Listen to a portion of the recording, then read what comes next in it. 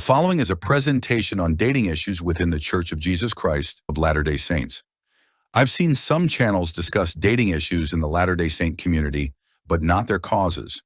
In this presentation, I won't be discussing solutions, but rather what caused the problem, because you can't find a solution without addressing the actual cause of the problem. This presentation might ruffle a few feathers, but this needs to be said. You have probably wondered why so many young men over the age of 30 aren't married in the Church of Jesus Christ of Latter-day Saints. This trend is also continuing to grow and get worse. Two questions probably come to mind. How did they get there?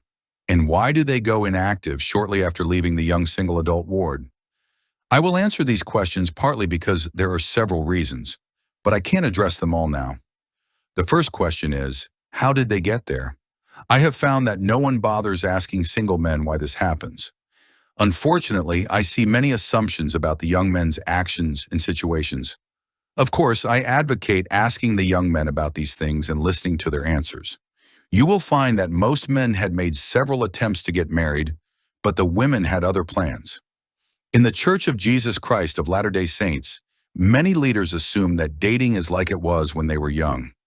This isn't a problem seen only in this church. I have seen from many blogs and videos that most Christian church leaders hold this same point of view. This myopic view causes a blindness to what is happening and what has occurred over the past 60 years. Over 60 years ago, the sexual revolution and feminism took major societal roles. Both movements are against courtship and marriage and have devastated the landscape. The sexual revolution spread immorality by making it socially acceptable to have sexual relationships outside of marriage. The movement has succeeded so well that many church members now think you should cohabitate before marriage. The feminist movement has taught since the 1960s that marriage is an enemy of women's freedom. It has also taught women to be promiscuous, put career above family, hate men, hate male behavior, and see motherhood as bondage.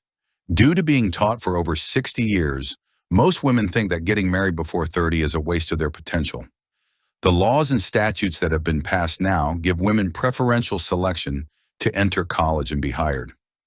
The definition of sexual harassment has been stretched to the point that talking to a woman at college or work can be classified as sexual harassment if the woman deems it so.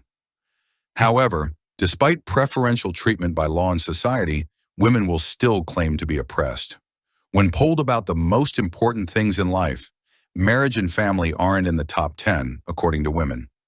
Many think that the teachings of feminism haven't entered the church, but the teachings have been prevalent in the church for over 30 years. Mothers have enforced the feminist teaching of putting career above family since the 1990s. This is how they have done it. They openly taught their daughters not to get married young. They claim their daughters must serve a mission, get a doctorate, and be well established in their careers before considering marriage.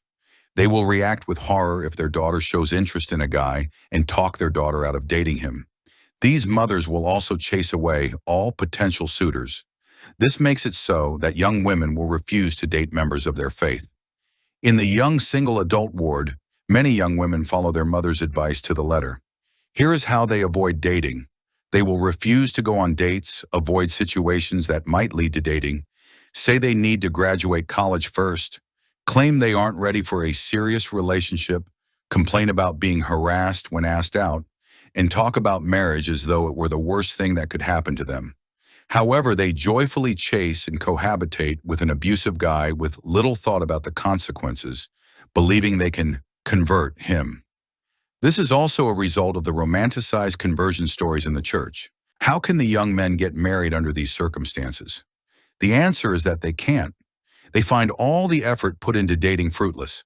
With all efforts frustrated, they turn to other means. One way to keep busy is to play video games. Many gamers would play fewer video games if they could get a date.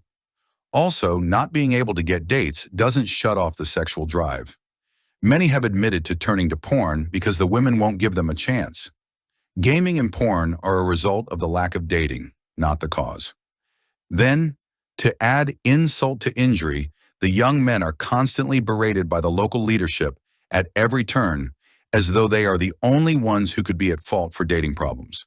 If local leadership witnesses any bad behavior by women, they mirror it back to the young men. Many mental gymnastics are employed to make the young men completely at fault. Young men are continually told, "You're not trying hard enough. You're not showing enough faith. You're not looking in the right places. You only want supermodels, and you're too picky." I have only once seen the young women called out for bad behavior. In the world, there is a blame the men culture. This culture is inside the church. I know both genders do things wrong, but only to blame one side never ends well for either. To answer the second question, why do the young men go inactive so fast? After spending years in the young single adult ward and with little opportunity to get married, many young men age out. They soon find that after being cast out, there is no social network to support them. They lost the social network of the YSA ward and the institute. They now must attend a family ward that greets them coldly with judgmental eyes.